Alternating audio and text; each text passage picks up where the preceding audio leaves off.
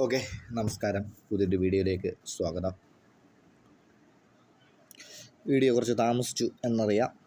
എന്തായാലും നമുക്ക് പുതിയ വീഡിയോയിലേക്ക് കിടക്കാം. പുതിയ വീഡിയോയിലേക്ക് കിടക്കുന്നതിന് മുമ്പ് രണ്ട് കാര്യം പറയട്ടെ. ഒന്നാമത്തെ കാര്യം എന്താണെന്ന് വെച്ച് കഴിഞ്ഞാൽ, നമ്മൾ കേറ്ററ്റ് മിഷൻ കേറ്ററ്റ് ആയിരുന്നു എന്ന് പറഞ്ഞാണ് നമ്മൾ തുടങ്ങിയത്. എന്നാൽ LP UP കൂടി പറഞ്ഞു കൊടുക്കണം എന്ന് പറഞ്ഞൊരു പേഴ്സണൽ റിക്വസ്റ്റ് വന്നിട്ടുണ്ട്.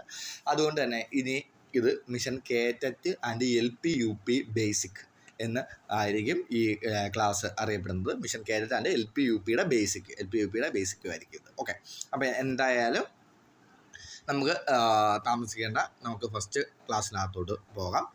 പിന്നെ ആദ്യമായിട്ട് ക്ലാസ് കാണുന്നവർ നമ്മളുടെ ഇതിന് മുമ്പ് ഒരു ക്ലാസ് ഇട്ടിട്ടുണ്ട്, ആ ക്ലാസ്സും കൂടി കയറി കാണാൻ ശ്രമിക്കുക. ഓക്കെ, താഴെ പറയുന്നവയിൽ ഒന്നാമത്തെ ചോദ്യം, താഴെ പറയുന്നവയിൽ പ്രയുക്ത മനഃശാസ്ത്രത്തിന് ഉദാഹരണം ഏത്? ഓപ്ഷൻ എ ചികിത്സാ മനഃശാസ്ത്രം, ബി വ്യവസായ മനഃശാസ്ത്രം, സി അപരാധ മനഃശാസ്ത്രം, ഡി ഇവയല്ല. ഓക്കെ, എന്താണ് ഈ മനഃശാസ്ത്രത്തെ നമുക്ക് രണ്ടായിട്ട് തിരിക്കാം. അതിലൊന്നാണ് പ്രയുക്ത മനഃശാസ്ത്രം. പ്രയുക്ത മനഃശാസ്ത്രത്തിൻ്റെ ഇംഗ്ലീഷാണ് ഏത്? Applied psychology.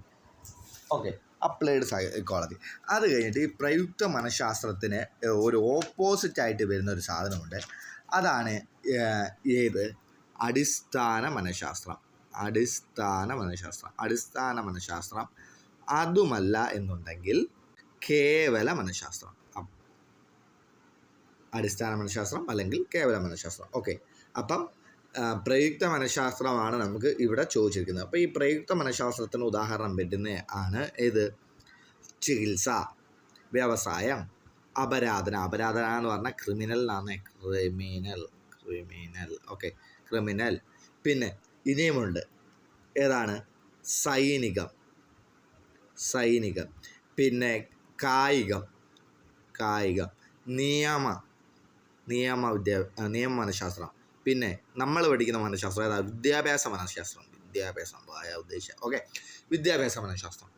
അങ്ങനെ ഒരു ഏതാണ് സൈക്കോളജി മറ്റൊരു മേഖലയിൽ ഉപയോഗിക്കുന്നതിനെയാണ് നമ്മൾ എന്തോ ചെയ്യുന്നത്? അപ്ലൈഡ് സൈക്കോളജി അല്ലെങ്കിൽ പ്രയുക്ത മനഃശാസ്ത്രം എന്ന് പറയുന്നത്.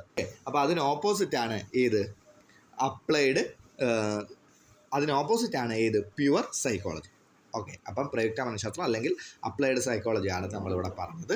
അപ്പോൾ ഇതിനകത്ത് ചികിത്സയുണ്ട്, വ്യവസായമുണ്ട്, അപരാധനയുണ്ട്. അപ്പം പിന്നെന്താ? ഇതെല്ലാം ഇല്ലേ? അപ്പോൾ ഇവയെല്ലാം. ഓക്കെ, ഇതിൻ്റെ ഓപ്പോസിറ്റ് വരുന്നത് ഏതാണ്? അടിസ്ഥാന മനഃശാസ്ത്രം അല്ലെങ്കിൽ കേവല മനഃശാസ്ത്രം. ആ കേവല മനഃശാസ്ത്രം ഏതൊക്കെ എന്നൊന്ന് നോക്കി പോവുക. ഓക്കെ, അടുത്ത രണ്ടാമത്തെ ചോദ്യം. ഘടനാവാദം ആരുമായി ബന്ധപ്പെട്ടിരിക്കുന്നു? ഘടനാവാദം എന്ന് പറഞ്ഞു കഴിഞ്ഞാൽ ആരുമായിട്ടാണ് ബന്ധപ്പെട്ടിരിക്കുന്നത്? ഘടനാവാദം ബന്ധപ്പെട്ടിരിക്കുന്ന ആളാണ് ആര്? William Wundt. പൂവാണ്, അത് വായാണ് കേട്ടോ. വില്യം വൂണ്ടുമായിട്ട് ബന്ധപ്പെട്ടിരിക്കുന്നതാണ് ഏത്? ഘടനാവാദം. അതായത് മനസ്സിനെ കുറിച്ചുള്ള ശാസ്ത്രീയ പഠനത്തിന് അതിൻ്റെ ഘടകങ്ങളെക്കുറിച്ച് പഠിക്കാം എന്നുള്ളതാണ് ഇതിൻ്റെ അടിസ്ഥാനപരമായിട്ടുള്ള തത്വം.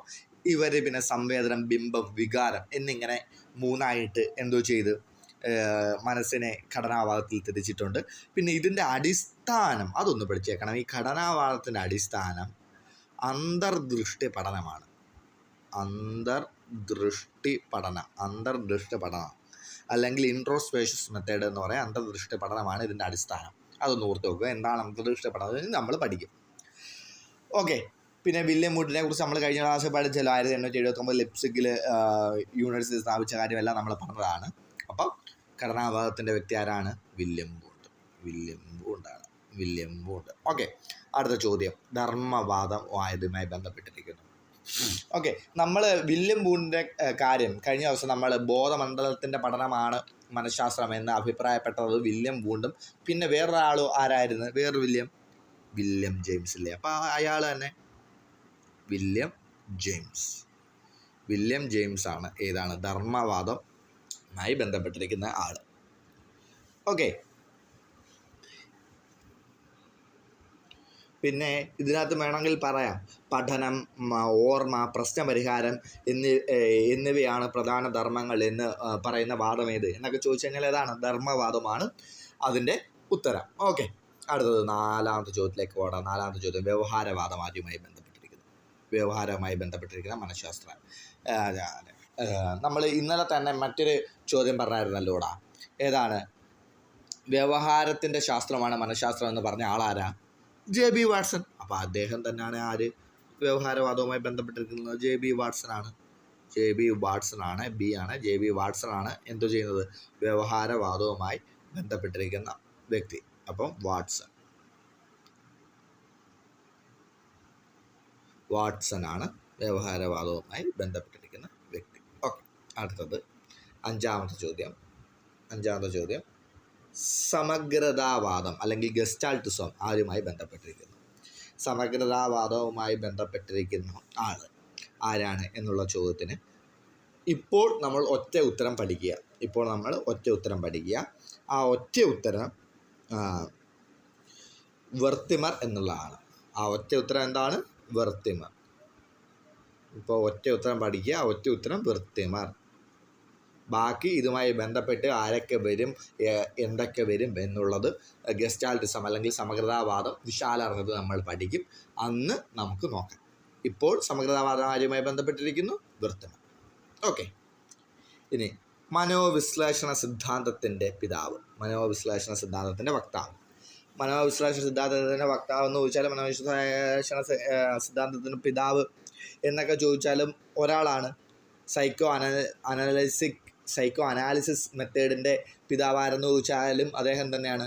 ആധുനിക സൈക്കോളജിയുടെ പിതാവെന്ന് ചോദിച്ചാലും അദ്ദേഹമാണ്. ആരാണ് ആധുനിക സൈക്കോളജിയുടെ പിതാവ്? സിഗ്മണ്ട് ഫ്രോയിഡ് അല്ലേ? Sigmund Freud. അപ്പോൾ സിഗ്മണ്ട് ഫ്രോയിഡ് ആണ് ഏത്?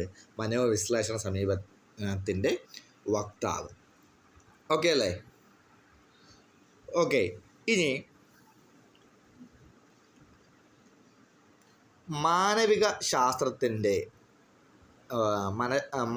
മനഃശാസ്ത്രത്തിൻ്റെ വക്താക്കൾ ആരൊക്കെ? മാനവിക മനഃശാസ്ത്രത്തിൻ്റെ വക്താക്കൾ എന്ന് പറയുമ്പോൾ ഏതാണ്? ഒന്നിൽ കൂടുതൽ ആൾക്കാർ വരും. ഇതിനകത്ത് 2 പേരാണ് വരുന്നത്. ഒന്നാമത്തെ ആളാണ് കാൾ റോജേഴ്സ്. ഒന്നാമത്തെ ആളാണ് ഇത് കാൾ റോജേഴ്സ്. രണ്ടാമത്തെ ആളാണ് എബ്രഹാം മാസ്ലോ. അപ്പം കാൾ റോജേഴ്സും എബ്രഹാം മാസ്ലോയുമാണ് എന്തിൻ്റെ വക്താക്കൾ? മാനവിക മനഃശാസ്ത്രത്തിൻ്റെ വക്താക്കൾ. ഓക്കെ, ഇനി ഇത് കൂടാതെ ഒരു സാധനവും കൂടിയുണ്ട്. അത് വൈജ്ഞാനിക മനഃശാസ്ത്രം അല്ലെങ്കിൽ കോഗ്നിറ്റീവ് അല്ലെങ്കിൽ ജ്ഞാതൃവാദത്തിൻ്റെ ആളാണ്. അതിനകത്തും ഒരു പേര് മാത്രം പറയാൻ പറഞ്ഞു കഴിഞ്ഞാൽ ആ പേര് പറയേണ്ടത് പിയാഷെ എന്നാണ്. പിയാഷെ. ഓക്കെ, ഇംഗ്ലീഷിൽ അത് പിയാജറ്റ് എന്ന രീതിയിലാണ് എഴുതുന്നത്. മലയാളത്തിൽ നമ്മൾ പിയാഷെ എന്ന് വായിക്കും. പിയാഷെ. ഓക്കെ, ഇനി അടുത്ത 8ാമത്തെ ചോദ്യത്തിലേക്ക് കടക്കാം. 8ാമത്തെ ചോദ്യം, മനുഷ്യബന്ധങ്ങളുടെയും ലോഹാരങ്ങളുടെയും പഠനമാണ് മനഃശാസ്ത്രം എന്ന് പറഞ്ഞത് ആരാണ്? മനുഷ്യബന്ധങ്ങളുടെയും ലോഹാരങ്ങളുടെയും പഠനമാണ് എന്നാണ് പറഞ്ഞിരിക്കുന്നത്. എന്നാൽ അത് തെറ്റാണ്. മനുഷ്യബന്ധങ്ങളുടെയും വ്യവഹാരങ്ങളുടെയും എന്നാണ് വരേണ്ടത്. ലോഹാരങ്ങളല്ലടാ, വ്യവഹാരങ്ങൾ. വ്യവഹാരങ്ങൾ. മനുഷ്യബന്ധങ്ങളുടെയും വ്യവഹാരങ്ങളുടെയും പഠനമാണ് മനഃശാസ്ത്രം എന്ന് പറഞ്ഞത് ആര്? മനുഷ്യബന്ധങ്ങളുടെയും വ്യവഹാരങ്ങളുടെയും പഠനമാണ് മനഃശാസ്ത്രം എന്ന് പറഞ്ഞത് ക്രോ ആൻഡ് ക്രോയാണ്. ഏത്? മനുഷ്യബന്ധങ്ങളുടെയും വ്യവഹാരങ്ങളുടെയും പഠനമാണ് മനഃശാസ്ത്രം എന്ന് പറഞ്ഞത്. ഓക്കെ, അടുത്ത ചോദ്യം 9ാമത്തെ ചോദ്യമാണ്. പരിസ്ഥിതിയുമായി ബന്ധപ്പെട്ടുകൊണ്ടുള്ള മനുഷ്യൻ്റെ പ്രവർത്തനങ്ങളുടെ ശാസ്ത്രീയ പഠനമാണ് മനഃശാസ്ത്രം എന്ന് പറഞ്ഞത്. പരിസ്ഥിതിയുമായി ബന്ധപ്പെട്ടുകൊണ്ടുള്ള മനുഷ്യൻ്റെ പ്രവർത്തനങ്ങളുടെ ശാസ്ത്രീയ പഠനമാണ് മനഃശാസ്ത്രം എന്ന് പറയുന്നത്. അപ്പം ഈ പരിസ്ഥിതി എന്നുള്ള ഒരു വാക്ക് വന്നത് കണ്ടോ? ഈ പരിസ്ഥിതി എന്ന് പറഞ്ഞ വാക്ക് വന്നു കഴിഞ്ഞാൽ എന്താണ്? വുഡ്വർത്ത് എന്ന് ആലോചിച്ച് നോക്കുക. ആരാണ്? വുഡ്വർത്ത്. ഓക്കെ, ഇതിനകത്ത് ഈ എർത്തെന്നോ വുഡെന്നോ എന്നൊക്കെ ഒരു വാക്കുകൾ വെച്ച് നമുക്കൊന്ന് ഓർത്ത് വെച്ചുകൂടെ? ഓക്കെ. അല്ലെങ്കിൽ നമുക്കറിയാം വുഡ്വർത്തിൻ്റെ ഒരു ഡയലോഗ് നമ്മൾ ഇന്നലെ പഠിച്ചില്ലേ, ആത്മാവ് ഏതാണ് മനഃശാസ്ത്രത്തിന് ആദ്യം എൻ്റെ ആത്മാവിനെ നഷ്ടപ്പെട്ടു, പിന്നീട് മനസ്സിനെ നഷ്ടപ്പെട്ടു, പിന്നെ ബോധമില്ലാതായി, ഇപ്പം എന്തോ ഒരു വ്യവഹാരമുണ്ടെന്നുള്ള വാക്ക് നമ്മൾ പഠിച്ചല്ലേ. അതേ വുഡ്വർത്ത് തന്നെയാണ് ഇത്. പരിസ്ഥിതിയുമായി ബന്ധപ്പെട്ടുകൊണ്ടുള്ള മനുഷ്യൻ്റെ പ്രവർത്തനങ്ങളുടെ ശാസ്ത്രീയ പഠനമാണ് മനഃശാസ്ത്രം എന്ന് പറയുന്ന ആരാണ്? വുഡ്വർത്താണ്. ഓക്കെ. ഇനി 10ാമത്തെ ഇന്നത്തെ അവസാനത്തെ ചോദ്യം, വിദ്യാഭ്യാസ മനഃശാസ്ത്രത്തിൻ്റെ പ്രസക്തിയും പ്രാധാന്യവും എന്തൊക്കെയെന്നാണ് അടുത്തത് 10ാമത്തെ ചോദ്യം. ഓക്കെ. ഈ ചോദ്യം കേട്ടിട്ട് പരീക്ഷയ്ക്ക് ഇങ്ങനെ ഡയറക്റ്റ് ചോദിക്കത്തില്ല, എങ്കിലും ഈ മേഖലയിൽ നിന്ന് ഉത്തരം വരുന്ന രീതിയിൽ അപ്ലൈ ചെയ്യാനുള്ള രീതിയിലുള്ള ചോദ്യങ്ങൾ വരും. അതായത് എന്താണ്, വിദ്യാഭ്യാസത്തിൻ്റെ ലക്ഷ്യങ്ങൾ നിർണ്ണയിക്കാൻ സഹായിക്കുന്നു, പാഠ്യപദ്ധതി സിലബസും തയ്യാറാക്കാൻ സഹായിക്കുന്നു, അനുയോജ്യമായ പഠനബോധന രീതി അവലംബിക്കുന്നതിന്, കുട്ടിയുടെ പ്രകൃതം മനസ്സിലാക്കുന്നതിന്, വിലയിരുത്തൽ പ്രവർത്തനം ശാസ്ത്രീയമായി നടക്കുന്നതിന്, പിന്നെ ക്ലാസ് റൂം പ്രശ്ന പരിഹരണത്തിന്, വ്യക്തിവ്യത്യാസങ്ങൾ തിരിച്ചറിഞ്ഞ് ഇടപെടുന്നതിന്, അധ്യാപന വൈദഗ്ധ്യം വർദ്ധിപ്പിക്കുന്നതിന്, അധ്യാപന തൻ്റെ തൊഴിലിനെക്കുറിച്ച് കൃത്യമായി മനസ്സിലാക്കാനുള്ള അതനുസരിച്ച് പ്രവർത്തിക്കാൻ സഹായിക്കുന്നതിന് ഒക്കെയാണ് ഈ വിദ്യാഭ്യാസ മനഃശാസ്ത്രം പ്രസക്തിയും പ്രാധാന്യവും എന്ന് പറഞ്ഞ് കൊടുത്തിരിക്കുന്നത്. അപ്പം ഇതാണ് പ്രധാനമായിട്ടും ഇന്നത്തെ ക്ലാസ്സിൽ പറയുന്നത്. ഇനി കൃത്യമായി തന്നെ ക്ലാസ്സുകൾ വലിയ രീതിയിൽ താമസിക്കാതെ തന്നെ ക്ലാസ് ഇടാൻ ശ്രമിക്കുക. എല്ലാവർക്കും ശുഭദിനം നേടുന്നു. അപ്പം ഇനി കേറ്ററ്റ് പഠിക്കുന്നവർ കൃത്യമായിട്ട് ഇപ്പോഴേ പഠിച്ച് ഒരു വശത്തുനിന്ന് പോവുക. ഭയങ്കര സ്പീഡിൽ